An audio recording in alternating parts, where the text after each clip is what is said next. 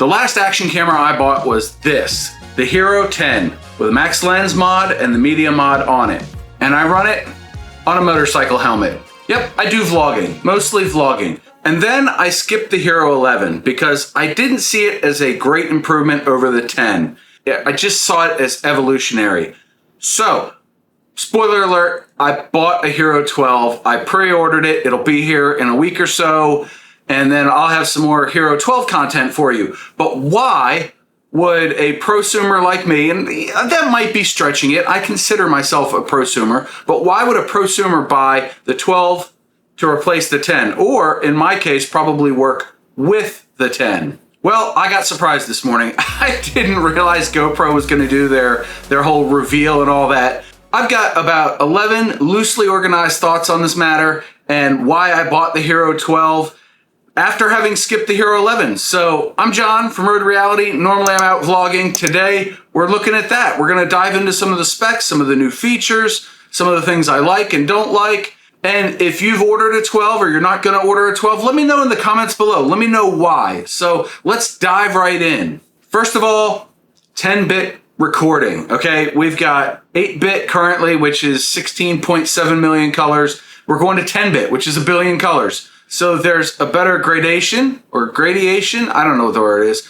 but there's a smoother gradient. Hey, there we go. Between 8 and 10. So if you have 2 shades of blue, you'll see all the different colors in between, which I think is a benefit, right? In addition to that, in the same vein, there is log recording. They call it GP log. It's GoPro log.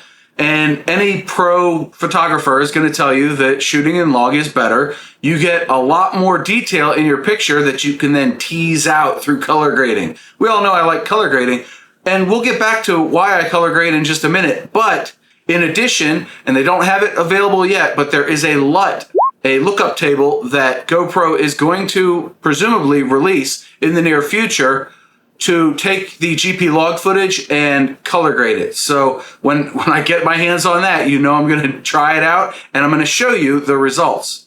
Along the same lines as HDR, which is high definition recording, I think. But HDR means you get better photo details, like I mentioned in log, but in a pre-colorized fashion or pre-color graded fashion.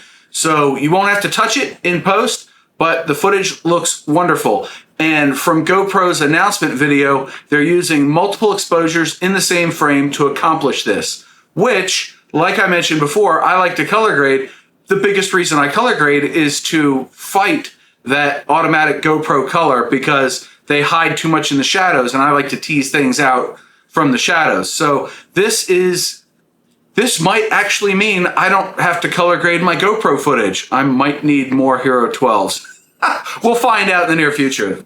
Next up, big upgrade from my Hero 10 here is the new sensor. It's an 8:7 aspect ratio, so you can crop in for vertical or go wide for widescreen, all from the same image. So that makes your editing for TikTok or Instagram Reels easier compared to the existing 16:9 format that I and most other people that are using 10, 9, 8, etc. GoPros are used to. One of the big ones for me was Max Lens Mod 2.0, okay? I use Max Lens Mod on my Hero 10, and I use a Max Lens Mod on the Hero 9.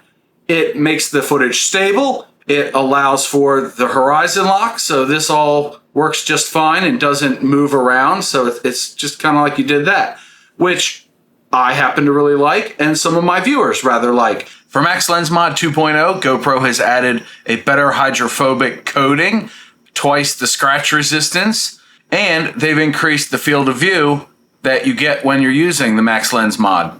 Hey, if you've noticed that I use a Max Lens Mod and you like that footage, let me know in the comments below. I need the feedback, okay? One big comparison I want to make is the Hero 12 comes with Hyper Smooth 6.0. I skipped 5.0 because that was in the Hero 11, but I've used 4.0 on the Hero 10. And I did a video on that, it's up here, where I compared 3 and 4. So now I'm going to be able to do a comparison between 4 and 6. Look, I have fingers.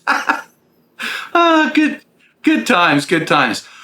But there's also increased battery life. So GoPro, in their infinite wisdom, took out the GPS. That's a knock against it, okay? But they took a feature out to add battery life.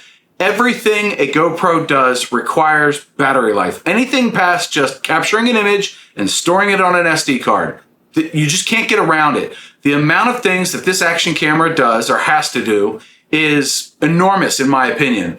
So taking out the GPS, which honestly I never used, so it's a non-issue for me, to increase the battery life, that's a big win. That is a big win. Something else they did, which I happen to really like, is I have a 10, I have a 9. They use the same batteries. They use the same media mods. They use the same max lens mod. I happen to really like that because I can do a 2-camera vlog with the 9 and 10 and the batteries and everything swap over. So if one dies or something, I can swap over and keep on trucking or riding in my case, which is important to me and it's probably important to you. Another big upgrade. See this? Yeah, it's got an adapter on it. That adapter is a tripod mount onto my Insta360 selfie stick. This has been a sticking point for me for years.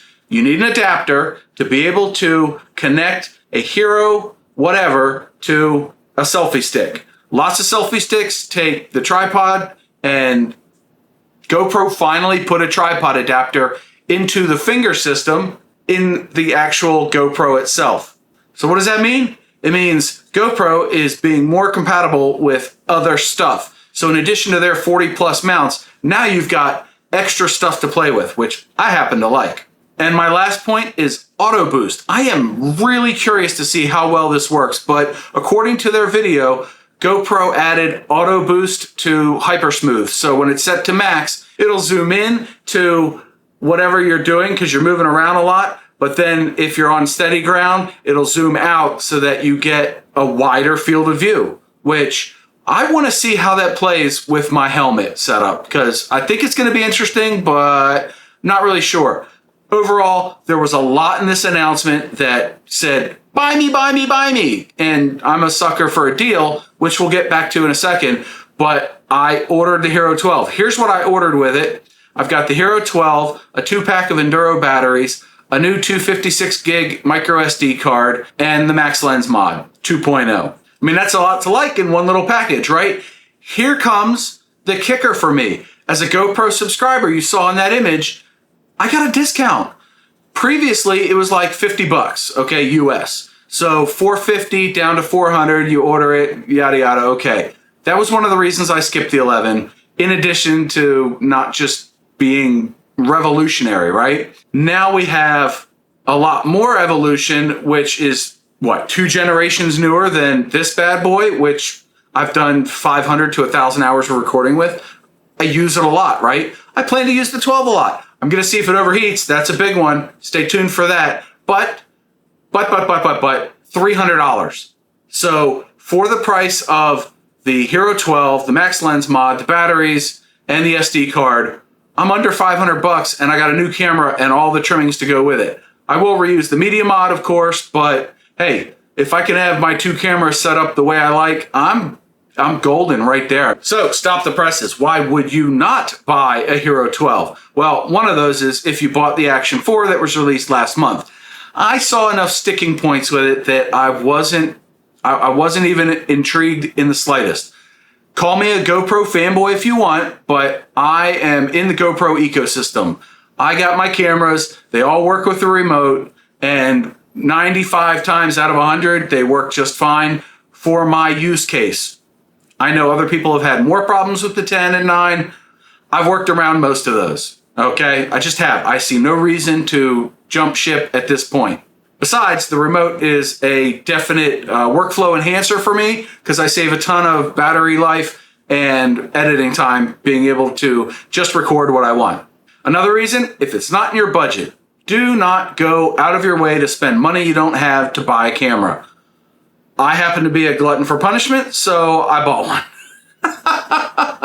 And the other reason is, why would you upgrade if you don't use the current feature set? If you don't need all these newfangled things, don't buy a new one. That's just my thought. That's why I skipped the 11. I've mentioned it ad infinitum at this point, and now I'm jumping onto the 12. We're going to see how it works.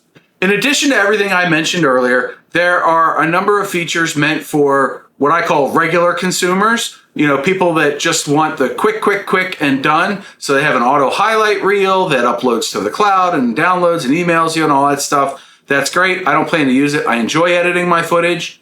Some of the HDR stuff, if it works out, may or may not be in that same realm. I don't mind color grading anymore. I've gotten kind of used to it, and I've gotten my workflow down to where it's actually quite easy, as I've shown in some videos prior to this one.